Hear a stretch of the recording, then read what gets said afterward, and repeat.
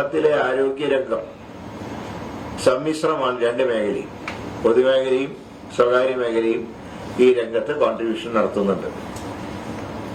അത് സ്വകാര്യ മേഖലയെ സംബന്ധിച്ച് അവർക്ക് അവരുടേതായിട്ടുള്ള രീതികളുണ്ട്. നമുക്കറിയാം, സർക്കാരിലാണെങ്കിൽ ഇപ്പോൾ ഒരു MRI സ്കാൻ മെഷീൻ സ്ഥാപിക്കണമെങ്കിൽ അതിന്റെ കത്തടപാട് നടത്തണം, അല്ലെങ്കിൽ അതിനുള്ള സാങ്ഷൻ വരുത്തുന്നവരെ കാത്തിരിക്കണം. മെഷീൻ ഒരു തകരാറ് വന്നു കഴിഞ്ഞാൽ അത് റിപ്പയർ ചെയ്യാൻ ടെൻഡർ വിളിക്കണം. ടെൻഡർ വിളിച്ചില്ലെങ്കിൽ അതിന് ആശയം വരും. പക്ഷെ ഒരു സ്വകാര്യ ആശുപത്രിയിലാണെങ്കിൽ അങ്ങനത്തെ പ്രയാസം അവർക്കില്ല. അവരൊക്കെ പെട്ടെന്ന് കൈകാര്യം ചെയ്യാൻ കഴിയും. പക്ഷെ അതിന്റെ മറ്റു കാര്യങ്ങളിൽ ഒരു സാധാരണക്കാരെ സംബന്ധിച്ച് ആശ്രയിക്കാവുന്ന സർക്കാർ മേഖലയാണ്. അപ്പൊ സർക്കാരിന്റെ ഒരു ലക്ഷ്യം എന്ന് പറയുന്നത് സ്വകാര്യ മേഖലയും വേണം ഈ രംഗത്ത്. ഇപ്പോ നല്ല സാമ്പത്തികമായിട്ട് കഴിവുള്ള ആൾക്കാരാണെങ്കിൽ അവർക്ക് സ്വകാര്യ മേഖലയെ ആശ്രയിക്കാം.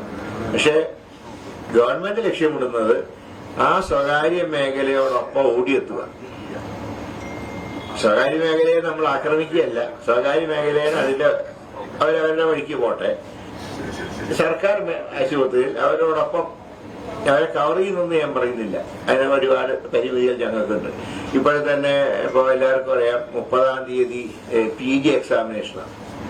ഇപ്പൊ ഞങ്ങൾ അപ്പോയിന്റ് ചെയ്ത ഡോക്ടർമാർ തന്നെ പറഞ്ഞിട്ടുള്ളത്, സാർ 30-ാം തീയതി കഴിഞ്ഞിട്ട് ചാർജ് എടുക്കാം, നമുക്ക് നോന്ന് പറയാൻ കഴിയില്ല. മറ്റൊന്നും കൊണ്ടല്ല, അവർക്ക് PG ഡിഗ്രി അവരുടെ ഭാവിക്ക് ആവശ്യമാണ്. പക്ഷെ അങ്ങനെ വരുമ്പോൾ സർക്കാർ ആശുപത്രികളെ കുറെയൊക്കെ അത് ബാധിക്കും. എങ്കിലും പരമാവധി അടിയന്തരമായിട്ടുള്ള കാര്യങ്ങളിൽ ആവശ്യത്തിലുള്ള ഡോക്ടർമാരുടെ സേവനം ഉറപ്പുവരുത്താൻ ഗവൺമെന്റ് നിർദ്ദേശം കൊടുത്തിട്ടുണ്ട്. അതുപോലെ തന്നെ ചില ആശുപത്രികളിൽ ഡോക്ടർമാരുടെ കുറവ് ഞങ്ങൾക്കുണ്ട്. അത് നികത്താൻ ഉള്ള നടപടികൾ സ്വീകരിക്കുകയാണ്.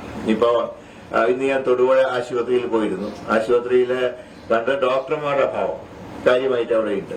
അപ്പോൾ ഏതൊക്കെ വകുപ്പുകളിലാണ് ഡോക്ടർമാരുടെ കുറവുള്ളത്, ഏതൊക്കെ ഡിപ്പാർട്ട്മെന്റിലാണ് കുറവുള്ളത്, അതിനുള്ള സംവിധാനം ഒരുക്കി. അതായത് DHSനോട് പറഞ്ഞ് NHM വഴിയൊക്കെ ഡോക്ടേഴ്സിന് എടുക്കാനും നിലവിലുള്ള ഒഴിവുകൾ നികത്താനുമുള്ള നിർദ്ദേശങ്ങൾ കൊടുത്തിട്ടുണ്ട്. അപ്പൊ സർക്കാർ ആശുപത്രിയിൽ നിങ്ങൾക്കറിയാം, സ്റ്റാഫ് പാറ്റേൺ എപ്പോഴും 960 കാലത്തെയാണ്.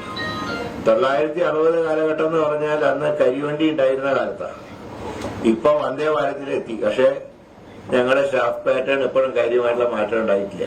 അതുകൊണ്ട് ആ മാറ്റം വരുത്താനാണ് സർക്കാർ ശ്രമിക്കുന്നത്. സാമ്പത്തിക പ്രയാസമൊക്കെ ഉണ്ട് ശരിയാണെങ്കിലും തീർച്ചയായിട്ടും ഞങ്ങൾ അതിൻ്റെതായിട്ടുള്ള അതായത് രോഗികൾക്ക്, സാധാരണക്കാരായിട്ടുള്ള രോഗികൾക്ക് സംരക്ഷണം ഉറപ്പുവരുത്താനുള്ള ശ്രമങ്ങളാണ് ആരോഗ്യവകുപ്പ് ഇപ്പൊ നിർവഹിച്ചുകൊണ്ടിരിക്കുന്നത്.